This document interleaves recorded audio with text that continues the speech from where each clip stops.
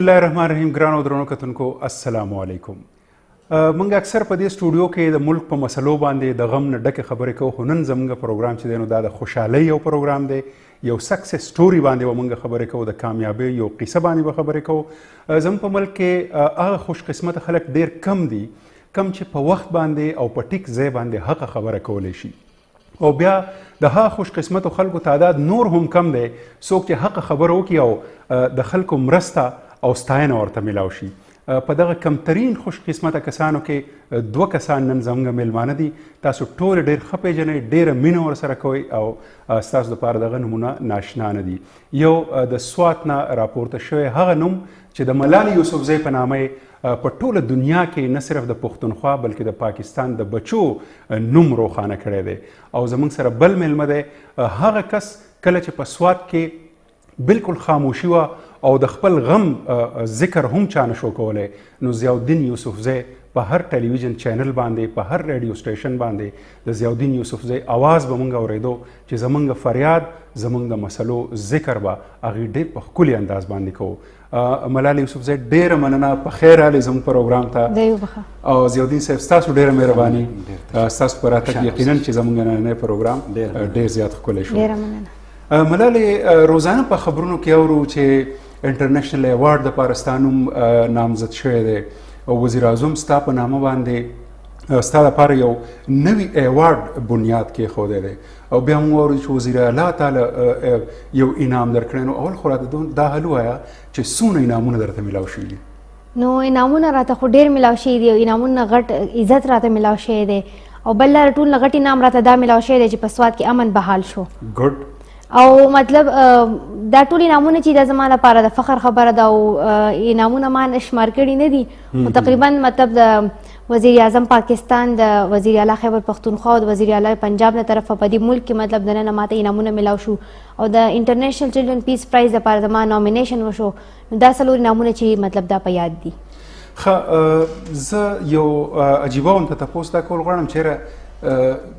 ته زموږ کتونکو ته وایي چې دا انعامونه تا له ولې درکړي، تا څه داسې کار کړی چې د انعامونو باران در باندې روان دی؟ نو زه به کتونکو ته دا ووایم چې زموږ په کور کې چې کم کس ښیي چې چېرته په معاشره کې چا دا نه ویلي چې دا ښه دی، نو موږ یې تر هغې پورې نه منو. نو کله چې انټرنیشنل چلډرن پیس پرایز زما نامینیشن وکړو، د هغې نه بعد زموږ ملک والا موږ وپېژندو. نو چې اوس کتونکي دا غواړي چې زه هغوی ته ووایم ما څه کړي دي، نو خیر دی زه به ورته ووایم. کله چې حالات خراب وو او ترهګرو چې دی مطلب ترهګري خورول شروع کړل په سوات کې، نو په هغه وخت کې د جنکو تعلیم باندې هم پابندي ولګېده، او هغه زما لپاره ډېر د خفګان ډېر د غم خبره وه، او ما دا ګڼل چې زه اوس ما له پکار چې زه اواز اوچت کړم، ځکه که ما نن اواز اوچت نه کړو نو تعلیم باندې خو پابندي ولګېد، نو بیا موږ څه چل کوو. نو د دې لپاره ما بي بي سي ډایري چې د هغې زه ټول استعمال کوم، ما به هغه ډایري لیکله. نیویارک ټایمز 2 ډاکومنټریز کې ما مطلب پای کې زه شامله شو، پای کې ما خپله خبر دنیا ته وکړه، او نور مختلف که میډیا ټول چینلز چې دي اے وي ټي خیبر چې د فرسټ انټرویو زما له هغو سره شوې وه، نو مطلب د ټولو چینل سره ما او د پرنټ الکترونیک میډیا په دواړو په تھرو باندې ما خپل اواز چې دنیا ته رسو چې موږ دهشتګرد نه یو، موږ پر امنه خلک یو، او تعلیم چې دی زموږ بنیادي حق دی دا دې موږ ته واپس راکړی شي. نو مطلب دا دی چې یو خو تا دا خبره وکړه چې تر هغه وخته پورې زموږ د ملک خلکو ته پته نه وه چې یاره ملالۍ څه کړي دي، تر څو پورې چې یو بل ملک د ملالۍ د خدماتو په اعتراف کې د هغې دپاره د انعام ذکر نه و کړی. خو تا دا خبره هم وکړه چې ټولو مخکې انټرویو تا له خیبر نیوز والا کړې وه. جی بالکل، خیبر نیوز زموږ لاول انټرویو کړې وه زموږ سکول کې، مطلب ډېر خراب حالاتو د هغه انټرویو چې چا کول هغه هم ډېر بهادر، او انټرویو چې چا ورکول هغه هم ډېر بهادر. بالکل. نو خیبر نیوز چې دی هغه لاول زموږ سکول ته راغی او زموږ نه انټرویو واخیسته. موږ بالکل زه یوازې نه وم، ما سره بالکل نورې جینکۍ هم وې، ملکۍ نور، منیبه، ردا، کرشمه، دا ټولې زما سره یو ځای وې، او موږ ټول انټرویو ورکړه چې دا زموږ سره چې څه کېږي دا بد دي، او زموږ په تعلیم باندې پابندي ونه لګولی شي، ځکه دا خو زموږ بنیادي حق دی. نو خیبر نیوز چې کله موږ انټرویو وکړه، نو هغې نه بعد چې بیا ټول میډیا چینلز ته پته ولګېد، هغو بیا مطلب راغلل او زموږ نه زموږ د خیالاتو تپوس وکړو. نو زموږ کتونکي یقینا په تمه دي چې یاره د ضیاءالدین یوسفزۍ سره مونږ خبرې وکړو، خو ملاله زموږ په لاس ډېره موده پس راغلې ده. نو یو مهم تپوس د ګلمکۍ ډایري چې کله په بي بي سي کې او ما کته،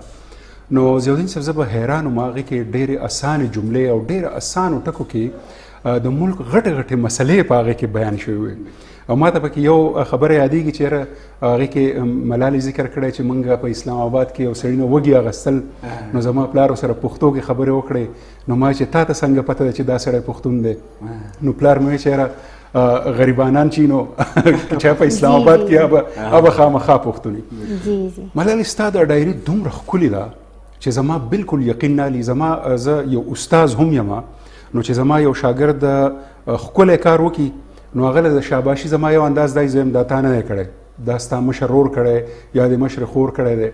ستا ډایري دومره ښکلې ده چې ما دپاره دا یقین کول ګران دي چې دا به تا لیکلي ضرور دا تاله ستا پلار لیکلي ده. نو زما والد صاحب ځکه نه ده لیکلې چې دا ډایري به ما په خپله بي بي سي کورسپونډنټ عبدالحی کاکړ ته په فون باندې ویله دا ما په خپله نه ده ټایپ کړې ځکه چې بي بي سي د سره ما ډایرکټ کانټیکټ نه و ما د هغوی کورسپونډنټ ته په فون باندې ویله چې نن په ورځ کې څه وشو. زما والد صاحب خو هر وخت زما سره نه موجود ته نه پته نه لګي چې په کلاس کې څه کېږي اته دا پته نه وه چې په لارې زما سره څه واقع کېږي. هغوی خو ځانه مطلب جدا د هغوی کوم بیزي هغه مطلب بیزي به و او زما به جدا اکټیویټیز وو نو هغوی ته د هغې معلومات نه وو او ما به کومې خبرې نوټس کولې د هغوی هم دوی ته معلومات وو دوی ته بس دا هم پته نه چې دا خبره ما لکه نوټس کړې وه هلته چې مونږ په لاکویرسا کې وو او دا بیا ما ډایري کې لیکلي وه دوی ته به دا پته نه او مطلب دا دی چې هغه ډایري چې هغه ما په فون باندې ویل او کېدای شي د هغې ورډز پاخه ښکاري خلکو ته ښکاري چې دا دوی نه دي لیکلي نو خامخا مطلب هغه ایډیټرز چې هغه بیا په هغه ورډز کې ایډیټینګ کوي خامخا لکه زموږ ورډز دومره لکه سټرانګ نشي کېدی. بالکل. نو ملالې که ستا والد صاحب ستا سره پای کې څه هیلپ کړی وی نو هم دا څه بده خبره نه ده. د ټولو بچو سره د هغې مور و پلار هیلپ کوي خو نن زه کنوینس شوم چې دغه ډایري واقعي تا په خپله باندې لیکلې ده. ما ته دا ووایه چې دغه ډایري د دغې فساد سره ختمه شوه او که نه د هغې نه پس هم ته څه لیکل میکل کې؟ نو ډایري خو په هغه وخت کې جاري وه او بیا چې مونږ څنګه واپس راتلو آی ډي پیز مطلب څنګه آی ډي پیز شو مونږ بیا څنګه واپس رالو هغې کې هم بیا ما لیکل وکړل هغوی دپاره هغوی ته ما ووایي چې څنګه حالاتو کې مونږ هلته لاړو بیا د هغې نه پس چې کله حالات ټیک شو نو بیا هغه بي بي سي والا هغه ډایري مطلب ختمه کړه خو ما دا غوښتل چې نه زه خو اوس دنیا ته دا هم ووایم چې دلته حالات خراب خو اوس ټیک شوي دي بیا هم لکه ما نیوز پیپرز چې دي دا د خپل آرټیکلز او د خپل خبرو دپاره یې زه ټول استعمال کړل او نور میډیا چینلز د امن دپاره هم خبره ضروري ده چې موږ خلکو ته وایو دلته امن نشته ضروري ده چې بیا ورته موږ دا ووایو چې امن دلته بحال شوی دی. نو اوس چې دی لکه هغه پرمننټ ډایري خو زه نه لیکم خو بیا هم لکه خپل کوشش کوم چې آرټیکل ولیکم په اخبار کې یا میډیا په ترو ووایم. کتونکو د ملالې سره زموږ ډېر شی خبرې پاتې دي خو زه هم چېرې یو تپوس چې د دې خبرو سره تعلق لري د ضیاءالدین صاحب نه کول غواړم. ضیاءالدین صاحب تاسو د سوات سره تعلق لرئ او په سوات کې بیا د یو لرې دنګو غرونو سره تعلق لرئ کوم ځای کې چې جینکۍ موږ په 14 پردو کې پټې ساتو. دا همت او حوصله د کوم ځای نه راغله چې تاسو خپله ماشومه دومره انکرج کړه او د هغې دونه حوصله افزایي وکړه چې نن په دې سټوډیو کې زموږ سره مشران کسان ناست دي او ډېر ښه خیالات ورسره وي او ډېرې فلسفې ورسره وي خو د دې کیمرې دا سترګې چې ورته مخامخ شي نو هر څه ته هیر شي او د ملالې دا بولډنس او د دې د اعتماد د دې خبرې ګواهي ورکوي چې یاره د ملاله هغه خوشنصیبه جنۍ ده چې د هغې والد صاحب یو ډېر عظیم انسان دی. نو کم څیز په تاسو کې دا اعتماد پیدا کو چې د پښتنو د روایاتو نه زمونږ چې کوم مقامي حالات دي د هغې نه بالکل یو بدله لاره تاسو خپله کړه او خپله لور چې ده هغه تاسو هغې له داسې یو تربیت ورکو چې هغه د پاکستان د غټو ښاریو د مور و پلار او د جنکو دپاره یو مثال جوړ شوی دی. خوشحاله اوسئ احسان صاحب بنیادي خبر دا ده چې یو خو زه په دې باندې ډېر زیات کلیر یم لکه فهم مې دا دی چې یاره زموږ د ټولنې د پرمختګ دپاره د زموږ د نارینهو سره د زنانو رول هم پکار دی په خپلو اقدارو کې. بل دا تاسو د دې مثال راکړه د دې ماشومې زما بچی ده زه تاسو ته دا خبره وکړم چې زما سره چې څومره ماشومان دي په سکول کې هغه ټولې د ملالۍ په شانتې بادرې تکړه ښه ویناوالې ښه لیکوالې دي. دا چې مخې ته راله هغې بنیادي وجه دا وه چې نورو ماشومانو به کله میډیا سره خبرې وکړي نو ما ته به سبا یا بله ورځې د هغې پلار یا تره یا مور فون وکړو چې یاره دا ډېر بد حالات دي بدې ورځې دي ته زموږ د دې ماشومانو لایف چې د هغې ژوند چې دی دا په خطره کې ما چوه. نو بیا به ما هغې چې دي مطلب ما به وي چې دا خو زه د دې په حیثیت د استاد پرنسپل د دې د ژوند هم ذموار یم نو بیا ما سره دا ملاله چې وه دا به یو آپشن په طور ولکه خو د دې خپل هم ډېر خواهش و ځکه چې په زور زما خو زویم دی خو هغه دې طرف ته ډېر کم دغه دی غواړي چې چا سره دې خبرې وکړي یا میډیا سره دې خبرې وکړي خو د دې زیات خواهش و نو بیا به دا مخې ته راله په دې وجه باندې. بله خبره دا ده چې یاره ماشومان یا ماشومانې لکه زما دا خیال دی په دې کې تاسو ته پتې په ما باندې څه وخت کې الزام هم لګېده چې یاره د